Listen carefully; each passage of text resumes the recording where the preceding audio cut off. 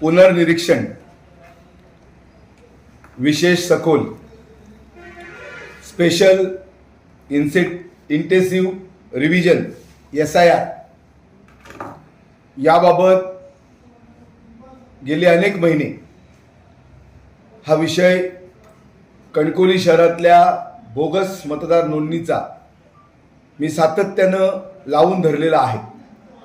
आजपर्यंत अनेक पत्रव्यवहार हे त्या ठिकाणी जिल्हाधिकारी असतील, तहसीलदार असतील, प्रांत असतील, या राज्याचे महसूल मंत्री असतील, भारत निवडणूक आयोग असेल, महाराष्ट्र निवडणूक आयोग असेल, या सगळ्यांना त्या ठिकाणी पत्रव्यवहार केलेले आहेत आणि जवळजवळ 4 पत्रव्यवहार हे आतापर्यंत त्या ठिकाणी झालेले आहेत. आणि शेवटचा ज्यावेळी मी पत्रव्यवहार या सगळ्या यंत्रणेशी केला त्यावेळी मी त्या पत्रामध्ये स्पष्टपणे सांगितलेलं होतं की 13 ऑगस्टपर्यंत, म्हणजे आज 13 ऑगस्ट आहे, 13 ऑगस्टपर्यंत आपण याबाबत आमच्याशी चर्चा करावी, आमच्या मुद्द्याशी आम्हाला त्याबाबतचं लेखी उत्तर आपण त्या ठिकाणी द्यावं. आणि जर हे होत नसेल तर 15 ऑगस्टला स्वातंत्र्य दिनी झेंडा वंदनाच्या नंतर, कार्यक्रमाच्या नंतर त्या ठिकाणी उपोषणाला बसणार अशा प्रकारचा इशारा हा संबंधित यंत्रणेला, प्रशासनाला त्या ठिकाणी दिलेला होता.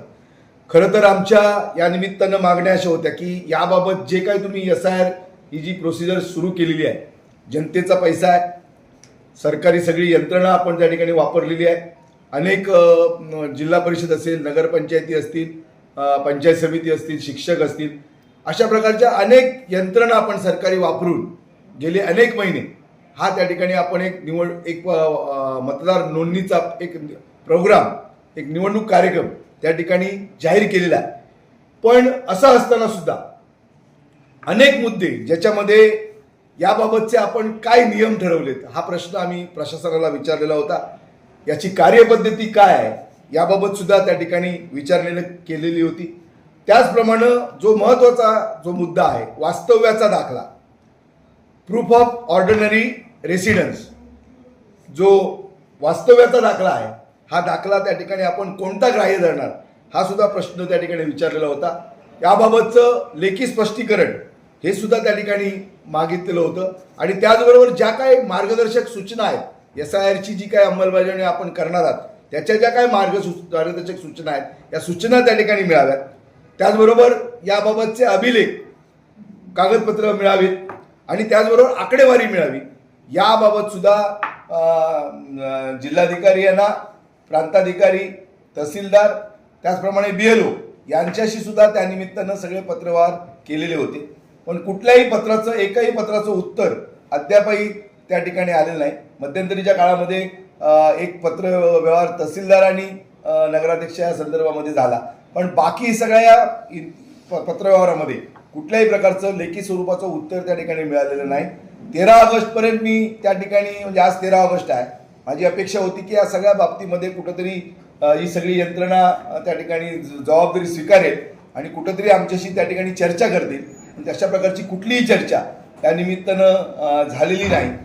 आणि म्हणून आज 13 ऑगस्ट आहे, आजपर्यंत त्या ठिकाणी मी प्रशासनाचं उत्तर, तशा पद्धतीचं योग्य उत्तर जर त्या ठिकाणी मिळालं तरच त्या ठिकाणी मी त्याबाबतचा विचार करेन.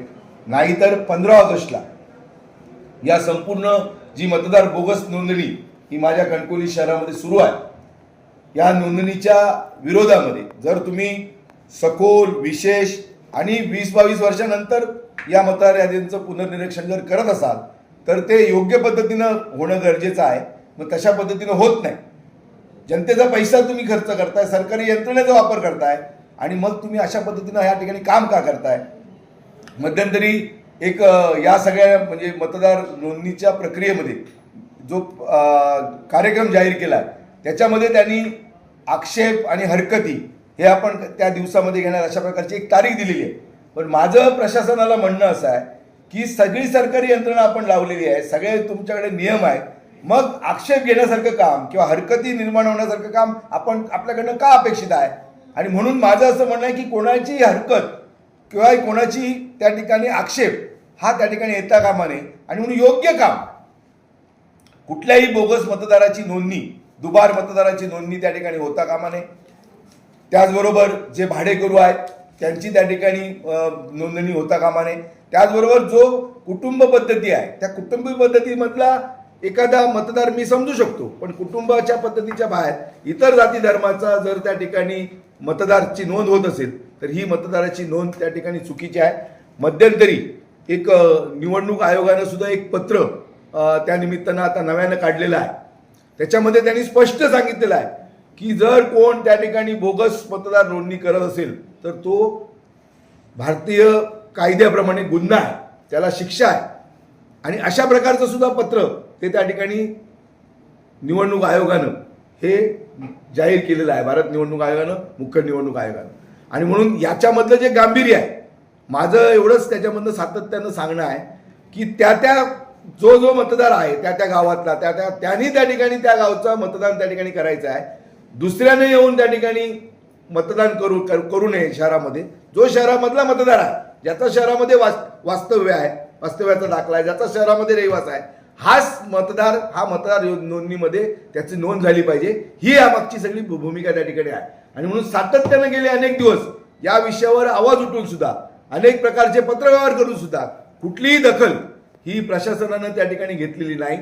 आणि म्हणून या सगळ्या गोष्टीला लोकशाहीमध्ये माझा या ठिकाणी आक्षेप आहे. माझे त्या ठिकाणी लोकशाहीच्या मार्गाने या ठिकाणी हा मी आवाज उठवण्याचा प्रयत्न करतोय. आणि 15 ऑगस्टला जर त्या ठिकाणी काही बदल झाला नाही, जर बोगस मतदारांची नोंदणी प्रशासनाकडनं जर होत असेल तर 15 ऑगस्टला प्रांत ऑफिसच्या कार्यालयाच्या समोर त्या ठिकाणी मी उपोषणाला त्या ठिकाणी बसणार. मी सन्माननीय या राज्याचे महसूल मंत्री बावनकुळे साहेबांची भेट घेतली. त्यांनी माझा विषय समजून घेतला आणि त्या ठिकाणी निवडणूक आयोगाला, मुख्य निवडणूक आयोगाला पत्रव्यवहार त्या ठिकाणी केलेला आहे. आणि त्यांनी सुद्धा याबाबतचं म्हणजे गांभीर्य हे त्या पत्राच्या माध्यमातून त्या निवडणूक आयोगाला, मुख्य निवडणूक आयोगाला सांगितलेलं आहे. कदाचित तेही आपल्या परीने प्रयत्न करतात. मी जिल्हाधिकारी मॅडमना सुद्धा त्या ठिकाणी स्वतः भेटलेलो आहे. त्यांना सुद्धा याबाबत जे काय वास्तव्य आहे ही सुद्धा चर्चा त्यांच्याशी केलेली आहे. प्रांत साहेबांशी सुद्धा यावेळी अनेकदा मी त्या ठिकाणी भेटलो, तहसीलदार साहेबांशी सुद्धा भेटलेलो आहे. माझी एवढीच अपेक्षा आहे या सगळ्या याच्यामध्ये, लोकशाही मार्गाने मी त्या ठिकाणी लढतोय, कायदेशीर मार्गाने सुद्धा त्या ठिकाणी मी लढणार आहे. आणि 15 ऑगस्टला जर त्या ठिकाणी याबाबत ठोस निर्णय प्रशासनाने केला नाही, माझं म्हणणं की आक्षेप यावे किंवा हरकती यावेत अशा प्रकारचं काम त्या ठिकाणी प्रशासन का करतोय? एक जनतेचा पैसा आपण खर्च करताय, 20-22 वर्षानंतरही नोंदणी होते.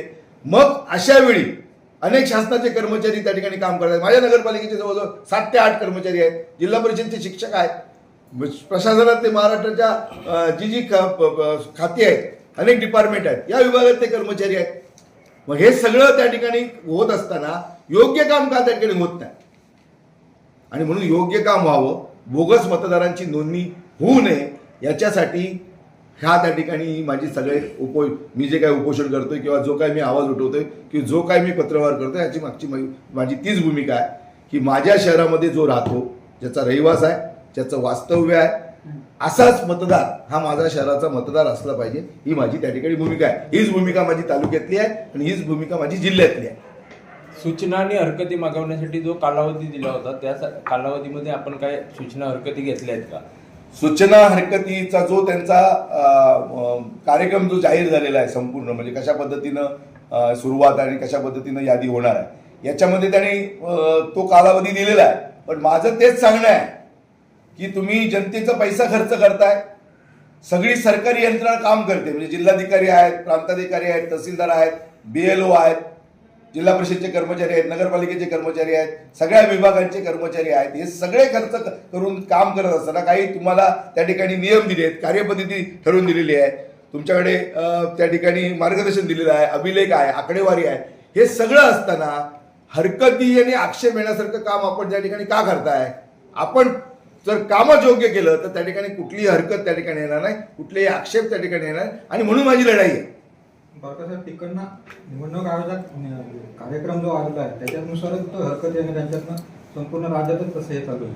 नाही, हरकती हरकती जो मतदार याद्यांचा जो कार्यक्रम जाहीर झाला, त्या कार्यक्रम जाहीर झालेल्यामध्ये हा पूर्ण निवडणूकचा कार्यक्रम, त्याला मध्ये मुदत पण वाढ मिळाली, मागच्या महिन्यामध्ये तो संपला तर पुढे वाढ मिळाली आणि यंदा महाराष्ट्रातल्या सगळ्या निवडणुका या डिसेंबरमध्ये त्या ठिकाणी पूर्ण करायच्या आहेत आणि त्याच्या आधी ही सगळी मतदार सखोल जी विशेष सखोल पुनर्निरीक्षण जे आहे मतदार यादीचं ते व्हायला पाहिजे, ही जबाबदारी आहे. पण माझं तेच म्हणणं आहे की हे सगळं करत असताना आपण योग्य मतदारांची नोंदणी ती त्या गावामध्ये, त्या शहरामध्ये, त्या जिल्ह्यामध्ये, त्या तालुक्यामध्ये व्हावी. आणि माझं असं म्हणणं आहे की माझ्या जिल्ह्यातलाच जो किंवा महाराष्ट्रातला जो मतदार आहे त्यांनी महाराष्ट्राचा मुख्यमंत्री ठरवावा. इतर राज्यातल्या, गोवा राज्यातल्या, कर्नाटक राज्यातल्या मतदारांनी महाराष्ट्र राज्याचा मुख्यमंत्री ठरवू नये.